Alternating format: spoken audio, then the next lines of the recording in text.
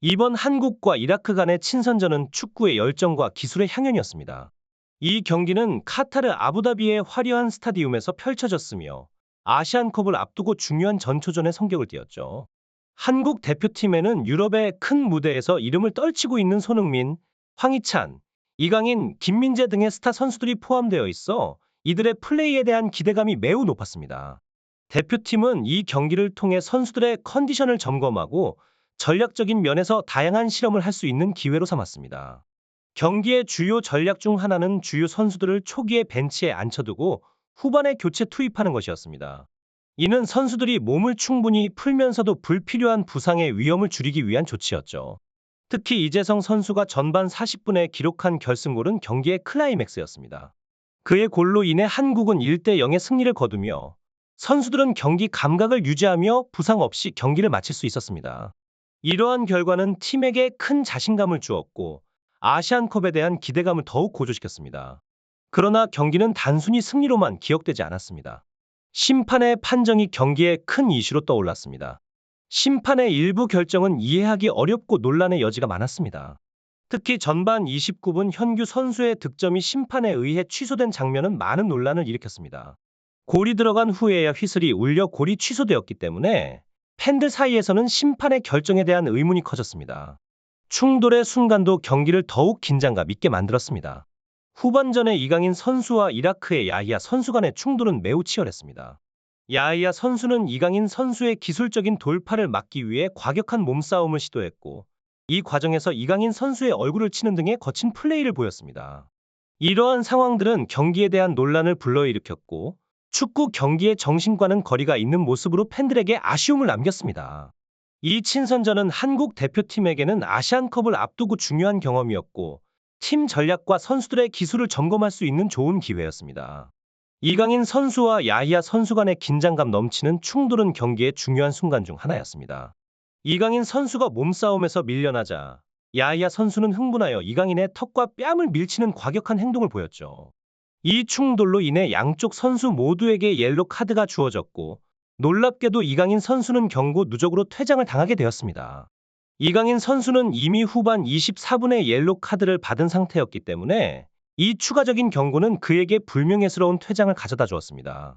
반면 야히야 선수는 폭력적인 행동에도 불구하고 단지 옐로 카드 한 장만을 받았습니다. 이는 심판의 편파적 판정으로 인해 이강인 선수가 불리한 상황에 처하게 된 것으로 경기의 공정성에 대한 의문을 제기하게 만들었습니다. 한국 선수가 경기 중 퇴장당한 것은 이번이 45번째로 기록되었습니다.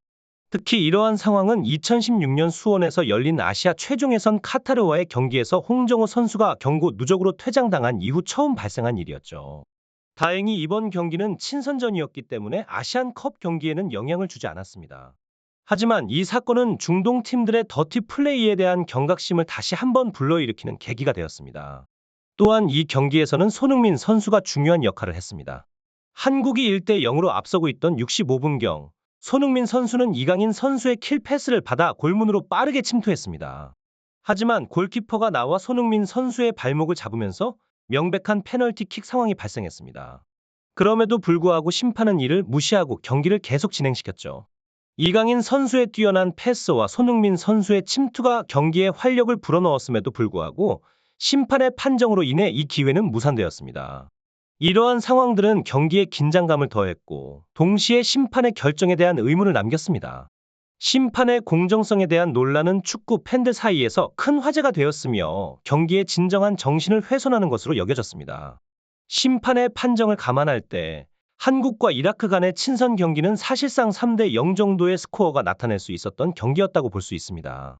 심판이 이미 들어간 골을 취소하거나 명백한 페널티킥을 무시하는 등의 행동을 반복한다면 아시안컵에서의 한국 대표팀의 성과도 크게 훼손될 위험이 있습니다. 이러한 상황에서 미리 알게 된 것은 다행이지만 심판의 편파적인 판정에 대항할 방법이 없다는 것은 실망스러운 일입니다. 이강인 선수가 야히야 선수에게 주먹과 팔꿈치로 공격받은 상황에 대해 프랑스 축구 스타 음바페가 분노를 표했다는 소식이 전해졌습니다. 음바페는 이전에도 이강인 선수를 위해 발벗고 나선 적이 있으며 이강인 선수에 대한 각별한 애정을 가지고 있습니다. 친선전에서 이강인이 물리적인 공격을 받자 음바페는 이성을 잃을 정도로 화를 낸 것으로 전해졌습니다. 어린 나이에도 불구하고 파리 생제르맹의 주요 선수 중 한 명인 이강인 선수가 비매너 플레이로 인해 부상을 당한다면 큰 문제가 될 수 있습니다. 음바페와 중동 팀 간의 긴장 관계가 화제가 된 것은 사우디 리그의 알힐랄 팀이 음바페에게 엄청난 규모의 제안을 했기 때문입니다. 사우디 리그는 높은 연봉으로 세계적인 스타 선수들을 유치하고 있으며 네이마르와 메시에게도 큰 제안을 한 바 있습니다. 음바페에게 제시된 이적료는 약 3억 유로 약 4,265억 원이며 그의 연봉은 무려 7억 7,600만 달러 약 99조 94억 원에 달한다고 합니다. 이러한 상황에서 음바페가 이강인 선수에 대한 지지를 표현한 것은 축구계에서 주목할 만한 일입니다. 이러한 사건들은 축구 세계의 복잡한 역학관계와 선수들 간의 연대감을 드러내며 국제 축구 경기에서의 공정성과 선수들의 안전이 얼마나 중요한지를 강조합니다. 심판의 공정하지 못한 판정이 불러올 수 있는 부정적인 영향을 넘어서 선수들 간의 상호 존중과 스포츠맨십이 경기의 핵심 가치로 자리 잡아야 한다는 메시지를 전달합니다. 또한 스포츠 세계에서의 경제적인 요인이 선수들의 이적과 경기에 어떤 영향을 미칠 수 있는지에 대해서도 생각해 볼 필요가 있습니다. 음바페의 연봉이 거의 1조에 달하는 것을 고려하면 호날두가 알나스르에서 받는 연봉이 2억 유로 약 2,840억 원인 것과 비교해 음바페에 대한 중동 측의 엄청난 관심을 짐작할 수 있습니다. 사우디와 같은 중동 국가들은 음바페를 매우 탐내고 있는데 그의 실력과 명성을 고려하면 이는 당연한 일입니다. 현재 음바페는 중동 지역에서 상당한 영향력을 행사하고 있으며 이러한 상황 속에서 아시안컵에 참가하는 한국 대표팀 선수인 이강인이 중동 심판의 편파적 판정에 직면했다는 사실이 음바페의 분노를 촉발했습니다. 음바페가 중동 리그로 이적할 가능성을 고려해 중동 축구계는 그에게 좋은 인상을 남기고자 하는 필요성을 느끼고 있습니다. 따라서 이라크와의 친선전에서 벌어진 심판의 편파 판정에 대한 음바페의 불만과 분노는 중동 축구계에 큰 영향을 미칠 수밖에 없습니다. 이러한 상황은 특히 사우디 리그로의 이적을 고려하는 음바페에게 중요한 요소로 작용하며 이는 중동 축구 리그의 큰 부담으로 다가오고 있습니다. 음바페가 중동에 대해 분노한 상황과 사우디에서 오는 제안에 대해 불쾌해하고 있다는 소식은 앞으로 아시안컵의 심판 판정에 어떤 영향을 미칠지에 대해 불확실성을 더하고 있습니다. 한국과 프랑스가 이라크 선수의 이강인 폭행 사건으로 술렁이는 가운데 이번 아시안컵에서 한국 대표팀이 어떻게 활약할지에 대한 관심이 높아지고 있습니다.